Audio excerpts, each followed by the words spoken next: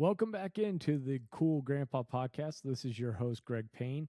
I have got I don't know, a touchy subject for us to investigate and talk about and think about this week. And that is grandfathers that are raising or have influence with their granddaughters.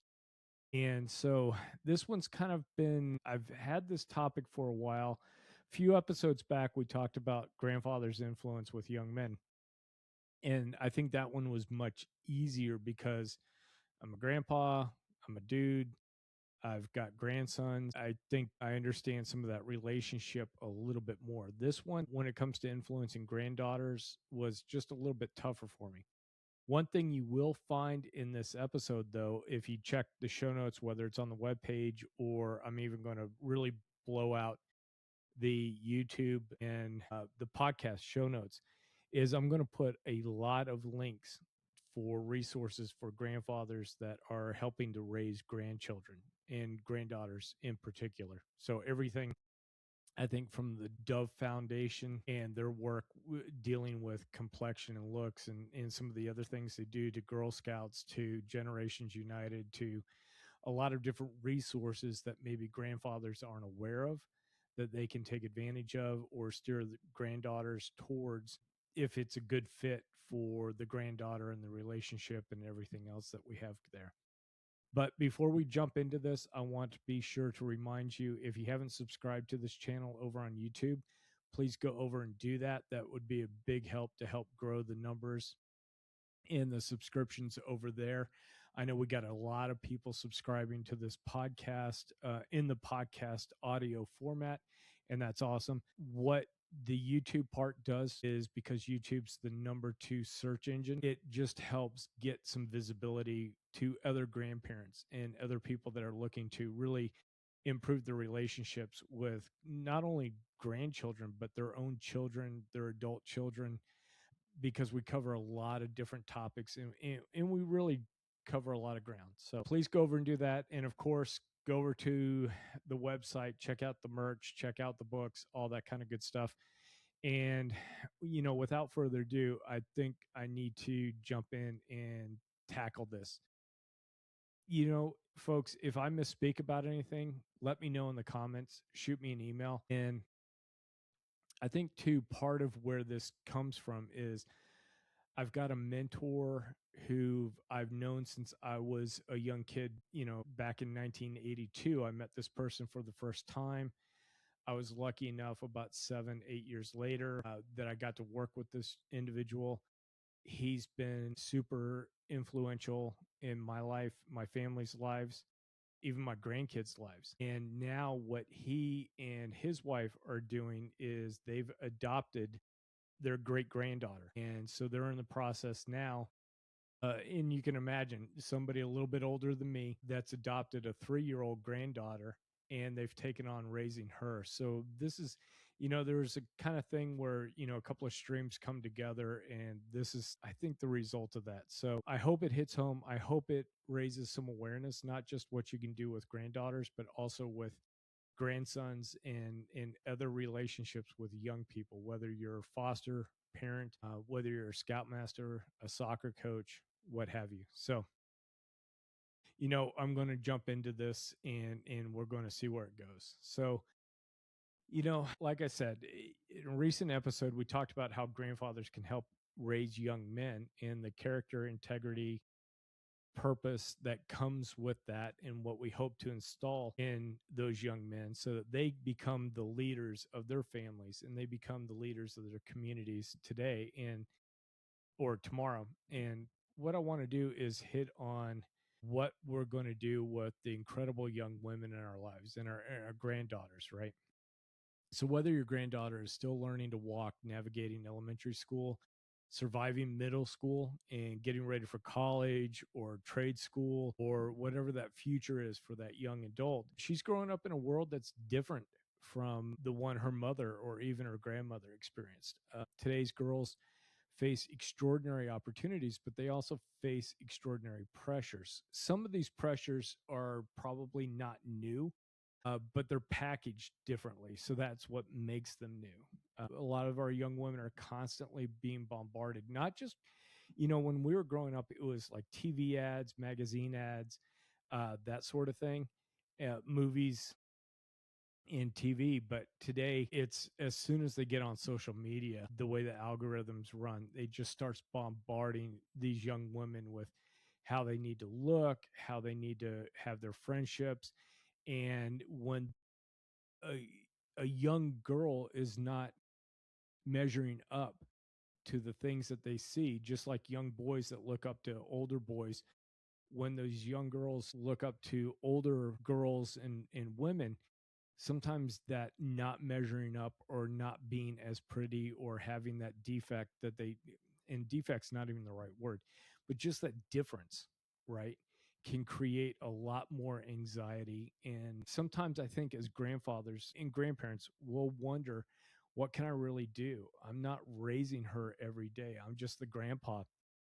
But here's the truth, and I hope you remember this throughout the episode. Don't underestimate the power of the grandfather who consistently shows up.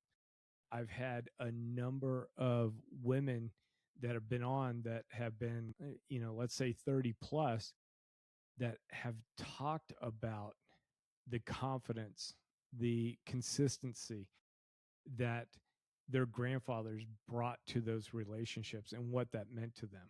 So you don't have to be the primary caregiver and you don't have to have all the answers. Nobody's expecting you to be perfect, but being intentional to be present is sometimes the greatest gift that a grandfather can give. And it's hard to for us to understand that because we always think that our knowledge, our experience, our advice, our ability to jump in and fix things is really the greatest gifts we have. But that's not the case. I think as we get going, you're going to have some of the I don't know, the data, the research come back that it points to that availability. It points to just that relationship building. And one of the most encouraging discoveries in childhood development and childhood research is that children don't necessarily need dozens of extraordinary adults in their lives. It often comes down to one consistent, caring adult making an enormous difference. And I'll guarantee you that adult doesn't even know that they're having that big difference. But researchers at Harvard, the Harvard Center on the Developing Child, I've got to say that correctly, have spent years studying children's resilience. One of their most important findings is that the most common factor among children who overcome adversity, and let's call it like they develop grit, right, for lack of a better word, is at least one stable, supportive relationship with a caring adult. And think about that for a moment. It's one person. It's not 10, it's not 20, it's one person. Now, it doesn't mean that other people aren't important, but having that one rock in a person's life is what really determines the ability to overcome obstacles, to have confidence. And parents normally, and we want parents to really fill that role, but sometimes teachers do that, sometimes coaches do that, but grandparents and especially grandfathers can become that one steady, dependable presence that reminds young girls that she's loved, that she's valued, and she's never alone. And that realization should really encourage the grandfathers listening today. One, you're intentional enough to be listening to a podcast about grandfathers having a point of view and having support for the granddaughters when this time of year, this is August up here in the US, towards the end of August, a lot of the guys are focused in on fantasy football and listening to podcasts about that. But you're listening to a podcast about grandparenting. And so that means to me that you're being intentional about that relationship. You're gathering information, you're seeing what you can improve on. You're trying to listen to a knucklehead like me just come out and share some thoughts and ideas in well over 300 hours of interviewing other people. And so we don't have to be extraordinary. We just have to consistently be available. For years, researchers have focused primarily on the relationship between mothers and daughters, fathers and daughters, And it's really only been recently that I've seen anything coming across that has researchers begin exploring grandparents' unique influence on grandchildren. And what they've discovered is remarkable. I'm going to read some of this stuff. So, studies published in the Journal of Family Psychology and research from Oxford University really suggest that children who enjoy close relationships with grandparents often demonstrate higher emotional well being, better social adjustment, greater resilience or grit, as we maybe some of us old timers like to call it, greater resilience or grit during stressful times, lower rates of depression and anxiety, stronger family identity. I think partly because they know where they fit in within the family, and they have a spot within this group, right? They've also got improved emotional regulation, and that doesn't mean that grandparents that we eliminate life's challenges and that they're completely shielded and these kids are awesome and great and everything else. They are, but they're able to roll with the punches a little bit better. They're able to, I think, overcome some of the challenges and move forward. And I think one reason for that is that grandparents typically offer something parents struggle to provide, and that's perspective. And I've talked a lot, and you guys have heard this, and it's probably, I don't think it's my unique idea, but it's this idea that parents really work tactically on the day to day stuff, getting to school, paying the bills, figuring out rent or mortgages, all that kind of day to day stuff that's super important. And then grandparents, because of one thing or another, we've got more of a strategic look. We can kind of, I don't know, not sweat the small stuff quite as much as parents do. That doesn't mean that we don't get concerned about the day to day, but we have maybe a longer perspective because we've been around the block a few more times than even our adult children have. And so now I want to talk a little bit about why grandfathers are different. And let's just get this out of the way. Grandmothers are amazing. Okay, we all know that. And so many grandmothers naturally just offer comfort, conversation, and emotional connection. And grandfathers, we do nurturing differently. And it's not better, it's just different. Grandfathers, we frequently teach through experiences, right? Working together, fishing, building something, walking through a hardware store, cooking breakfast, driving lessons, camping, fixing a bicycle, whatever that is. For us, those moments may seem really ordinary, but they become opportunities to quietly communicate something much deeper. And some of the messaging that goes on while we're doing these things with our granddaughters is that, hey, I enjoy spending time with you. You're somebody worth my time and my energy and probably $20 to go have lunch at Wendy's or something. It Our time also says that they are capable, especially when we recruit them into doing work. I remember talking to this one woman, Deanne, and she was talking about how when she was kind of entering those middle school years, like right around 12 or so, that her grandfather expected her to go out and sling hay bales along with the boys. And that gave her a lot of confidence heading into those middle school and then high school years, that she was capable of physical exertion and being able and being treated just like one of the other grandkids. And so that built a lot of confidence in her. And so I want you to remember that even though you're just running an errand and your granddaughter jumps in the car with you, she's going to remember these moments. And sometimes these moments are going to be remembered for the rest of their lives. And I really think that girls and women today, uh, more than just compliments. And if we can be honest for a moment, I think a lot of girls grow up hearing messages over and over again. You're so pretty. You're so cute. You're so this. You're so that. A lot of it's based upon some of the physical attributes that they have. I mean, come on, let's be honest. All of our granddaughters are cute. They're adorable. They're all good looking. They're all, all the things, right? And there's nothing wrong with us telling our granddaughters that. In fact, we should be doing that. We need to reinforce that, especially when they hit some awkward phases that they're transitioning through, right? That anxiety that we talked about, that idea of, hey, I don't look like X supermodel, or I don't look like the prettiest girl at high school, or whatever. Those things really come into play. So yeah, giving compliments is fine, but we need to make sure that those compliments aren't solely centered on appearance or things that they really can't control, right? I think some things that young women need to be hearing are things like, you're so brave. I noticed how kind you were to that person. I know you worked really hard on that.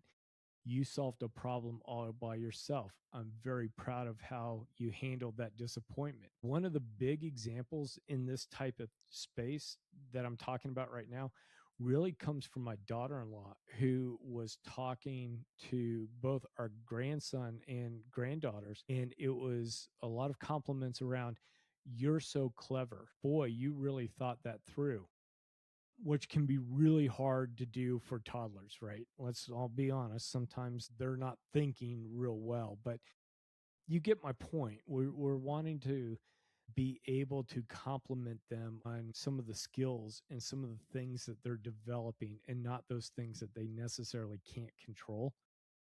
So I think those other compliments build something deeper than just confidence. They help build an identity. The confidence can come and go at any time. I think, look at anybody in baseball, right? You get on a hitting streak, that's awesome. And then what happens? You go 2 games where you go like for 6, for 8, and all of a sudden that batter's confidence drops. And so confidence can really come and go, but that identity lasts, that identity of being able to work hard problems, that identity of being able to think your way out of challenging situations, that ability to fix things, whatever that identity part is that we help to install, we've got a real opportunity there. So, coming through and looking at this stuff, there's one organization that spent decades studying why some children really thrive and others are struggling. And this is called the Search Institute. And it identified, and I'm going to read this stuff again. They identified what they call the 40 developmental assets, or building blocks that help young people become healthy, responsible, and caring adults. And one of their strongest findings is that children flourish when they experience positive relationships with caring adults beyond their parents. So think about that. The research isn't simply saying grandparents are nice to have, it's saying that additional caring adults strengthen a child's ability to thrive. And grandfathers become another voice reminding that granddaughter that she belongs, that she matters, that she can do hard things. And so when life really becomes difficult, and it's going to for these kids at one point or another, because it's become difficult for you and me, that voice from grandpa will echo in her mind, and will resonate with her, long after the conversations that we've had with them have ended. And I also want to talk too a little bit about, and we've touched on this a little bit, but today's girls are growing up in an environment unlike any other generation. And so according to the CDC, Centers for Disease Control, and several other national surveys, adolescent girls have experienced significant increases in anxiety, persistent sadness, and feelings of hopelessness over the past. I think really social media is probably the crux of that. They list out academic pressure. I don't think that's the case. And I know I'm going to have people driving off the road. Here's the thing. I think academics have become easier over time. And if you want to go back, look at all the great inflation that started in the 60s and has gone through, and look at how I don't even think we're really calling kids students anymore. They're all learners. They're all this and that. And there's a easy path for everybody. That's me getting on my soapbox. So sorry about that. But I don't think academic pressure is anything new.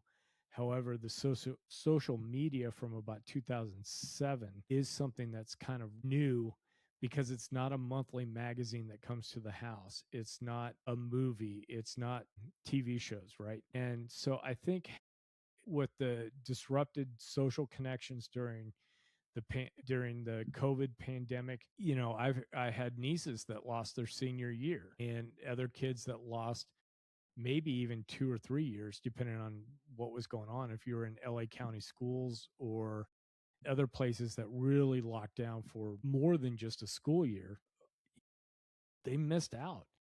And so I think there's a lot of young women that are silently asking questions that they never really talk about. And again, this stuff's not necessarily new. However, it affects things maybe differently now.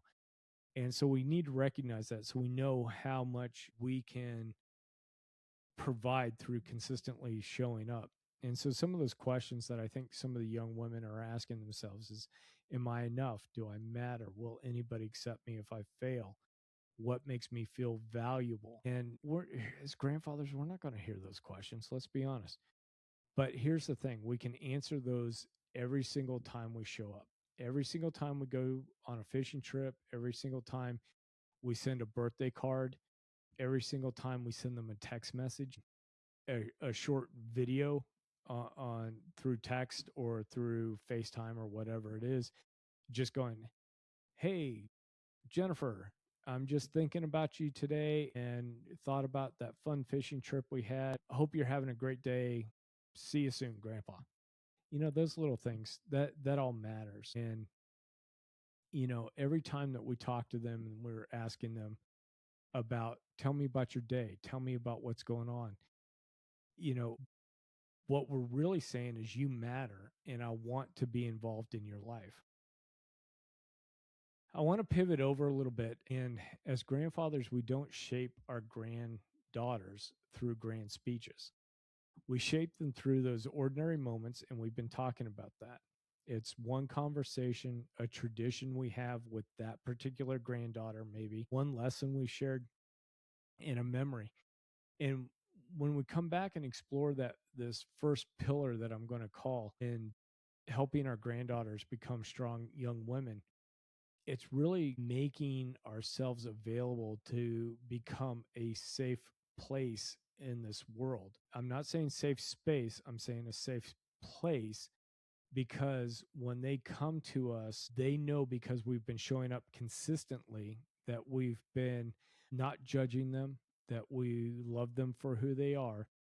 They're going to come to us and, they're going to build that relationship that allows them to ask us for our opinions, or when we offer our opinions and advice appropriately, it's actually going to sink in and it's not going to bounce off the armor that they need to have just to get through the day, get through the week, get through life. A lot of young women and young men, we have it too. We've got a set of armor that we put on that hopefully keeps a lot of the negativity out.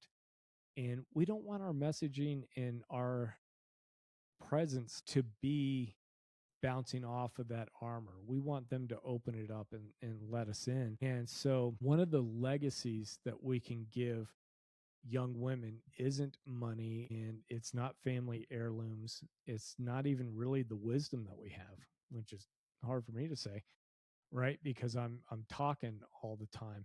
It's becoming that safe person, that safe place. And we're definitely not talking about the physical safety, but we're talking that emotional safety. We're the people that she can turn to, even when she's having problems with mom or dad, where she feels like she already knows their answers, but maybe she doesn't know grandpa and grandma's answers. We want to be that next level of safety for her, where maybe we give her an answer that she's not expecting, right? Maybe we can really sit there and patiently listen to her talk about her thinking about making a huge mistake, and we can gently show her the rocks that are out there, show her the hazards without being as, I don't want to say concerned. We're always concerned, but we're not reacting the same way a parent does. And so, we want to work hard to make this a safe place. Our relationship is a safe place for them to come to. I want to transition again too, and I want to talk about listening. And one of the biggest lessons that I learned as both a parent and a grandfather, manager, and a teacher now, and somebody that does podcasting and does some interviews is that listening is really a superpower. And a lot of times people don't need solutions, they need someone to sit with them. They need an ability to talk something out. And sometimes that means grandpa just needs to sit there and nod his head, right? And just let them talk through their ideas, their emotions, their thoughts, and then arrive at a great solution that they came up with. That, yeah, we could have solved that 5 seconds into the conversation, but then they don't learn anything. They have to really be able to talk, and we have to be able to listen, because it's really easy for us to jump into problem solving mode. So as grandfathers, we really got to use that listening superpower and develop it. If you're a little not great at it, try to work on those listening skills, so that when our granddaughter says to us, I had a terrible day, and within seconds, we're saying, well, here's what you should do. That's not what they're wanting. That's that's not what they need. What they need is for us to go, "Oh, okay, tell me what happened. Man, that sounds really hard. How did that make you feel?" All those open-ended questions. We can manipulate's not the right word, but we can help guide. Let's use that. We can help guide that person often when we ask questions that get them thinking. So we start out with that feeling of what they have, and then we start asking open ended guiding questions to help them arrive at a great outcome or a great step that they need, right? And it's not manipulation, it's guidance. It's us being that lighthouse. We had that guest on LT, and he was talking about needing to be a lighthouse versus a snowplow. So our granddaughters don't need us to be snowplows. They need us to be lighthouses, to show them where the rocks are, where the hazards are. And we do that through listening, and we do that through those open-ended questions. And again, research from Harvard, from the Harvard Center on the Developing Child. Man, somebody needs to work on that title for those guys. Any marketing people out there, contact Harvard, the Harvard Center on the Developing Child. Maybe come up with some acronyms or a shorter title or something. But anyway, they remind us that we should be responsive, supportive, and really build those relationships to help children regulate the stress and build that resilience or that grit, right? And feeling understood by a trusted adult doesn't just make the child better in the moment, it strengthens the brain's ability to manage adversity over time. So, Grandpa, you using your superpower of listening and asking the right questions is doing much more than you realize to help that person really, you know, talk their way through something and then be able to arrive at a good solution for them that they came up with. They don't need you to put on the Mr. Fix It and jump in there and take over their lives. They need to be able to feel safe to come to you and talk something through. I think one of the things that I've brought up many times is that extraordinary memories come out of ordinary interactions, and that we as grandparents cannot go, oh, we're going to have a meaningful interaction right here, right now. That's not up to us. That's up to the grandchild on how they take that information in, how they take that experience in.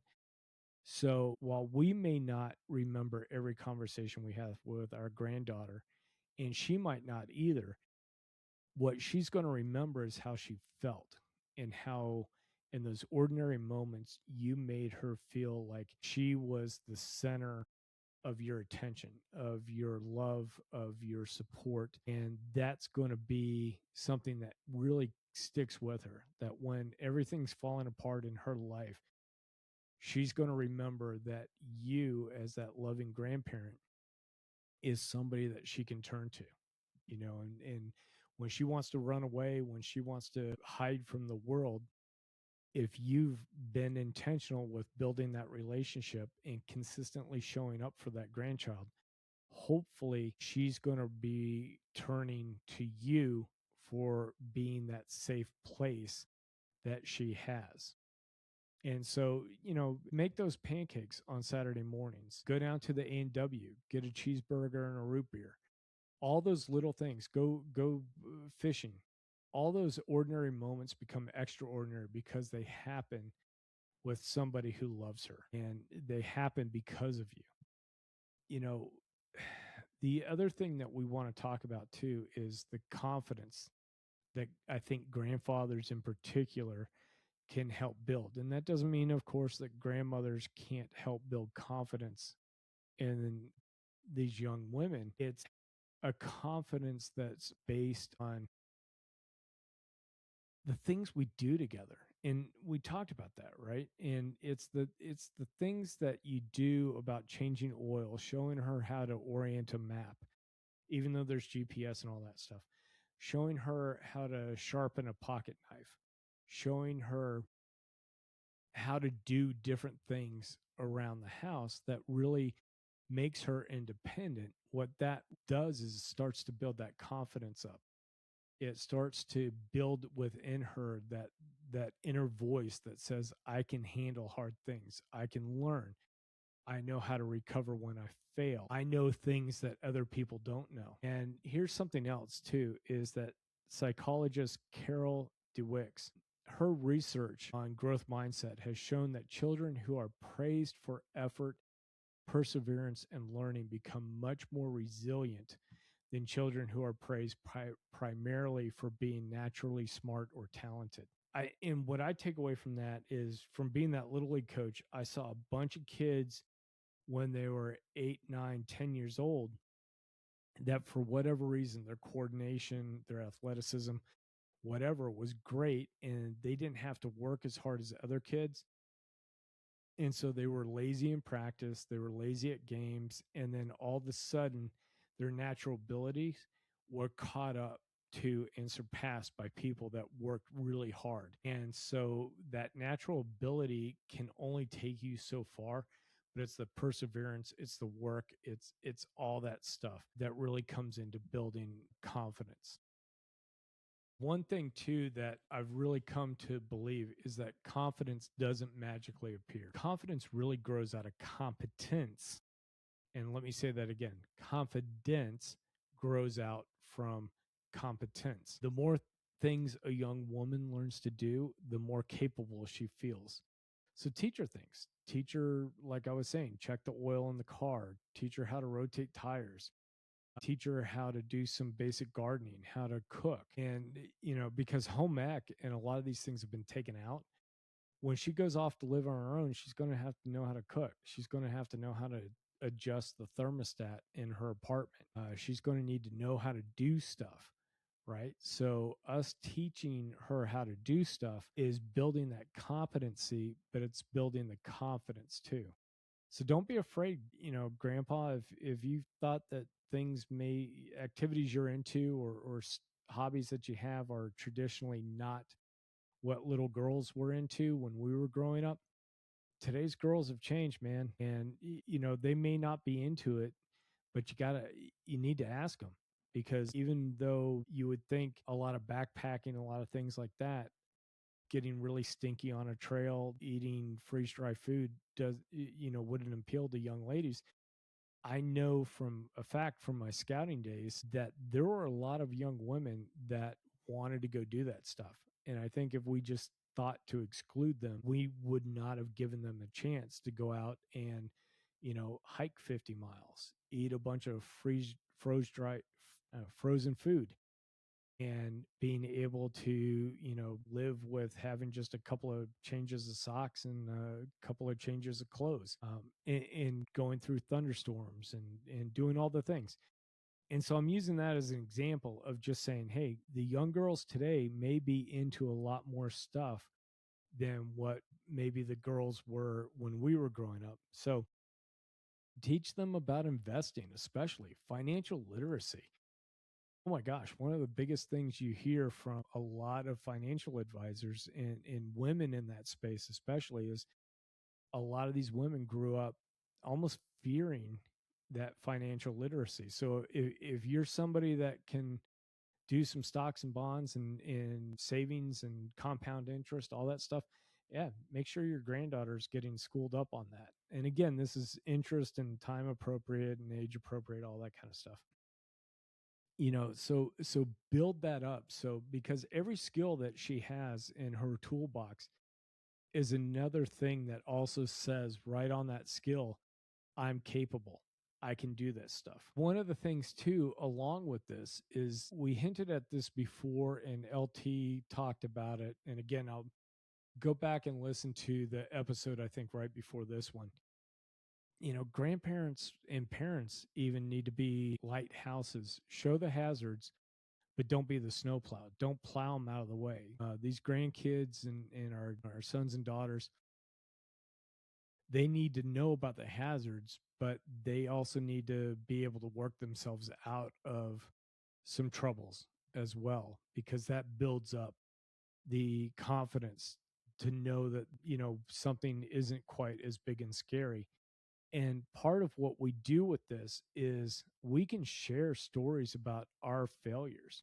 And our granddaughters, I think, especially need to hear this, that grandpa wasn't always grandpa. Once we were scared teenagers, we made mistakes, we failed, we had crap that went on our permanent record, and somehow yet we survived and we had jobs and kids and everything else. But they need to hear that we struggled, that we had businesses that failed, that we got laid off, that we got fired. And then how did we work through that period of unemployment? They need to know that they'll be able to work through all of that stuff. So keep at it, keep being intentional with this. And here's the thing, I'd love for you to leave you with this challenge, and that's going to be, find an opportunity to help your granddaughter do something she doesn't think she can do. And it's not really for her, but it's with her, right? It's encourage her, it's coach her, celebrate the effort, celebrate the stretch that's going on in her abilities, and then be able to help not only really maybe set that goal, but then also help her with, what do you need to achieve the goal? What resources do you need? What's the time constraint? What's all that thing that she needs to put into place to really be able to help her do something she doesn't think she can do, or really stretches her. So I want you to think about doing that. And here's the thing too. If you're a grandfather who isn't just there in that mentoring grandfather traditional relationship, and you're actually raising your granddaughter, I want you to know you're not alone. It may seem like it sometimes. It may be really weird and awkward, and there's going to be periods where you don't understand what's going on. But what you need to do is know that there's other people in your shoes. There's other folks out there that are raising granddaughters and grandsons, and not every circumstance is the same. For some folks, it may be drug related to your adult children or their parents, however that looks like. It could be some situations where they're just not capable of taking care of your granddaughter. But you stepping into that role, as awkward as it is something that granddaughter needs. And for whatever reason, I really think that you waking up, putting on those boots, let's say, showing up and being consistent and going back through that experience again gives you the opportunity to come at this with maybe a little bit more wisdom, let's say, than a young parent, because you have a little bit more life experience. You're not going to get down on the ground. You're not going to be the person that's going to play, that's going to be the catcher at the softball game because your knees are bad, your back's bad. But you're going to be that person that's going to set her up for success, and you are not alone. I've got a ton of resources. Again, go to the show notes on this website, cool-grandpa.us. Check out the show notes for this. I went through and I did a bunch of research on it to get some articles, get some websites to help you be the best intentional grandfather you can be. So I know I've been talking for like 45 minutes now, and I've got more to say, but I hope this gives you encouragement. I hope this lets you know that you're important. You're not a punchline. You're not a villain. You're just grandpa, right? So I want to encourage you to keep showing up and keep listening, keep teaching, keep laughing, keep loving, because the moment you invest in today become the memories and values your granddaughter will carry for a lifetime. And as we say goodbye, I want to remind you that until next time, remember to stay cool.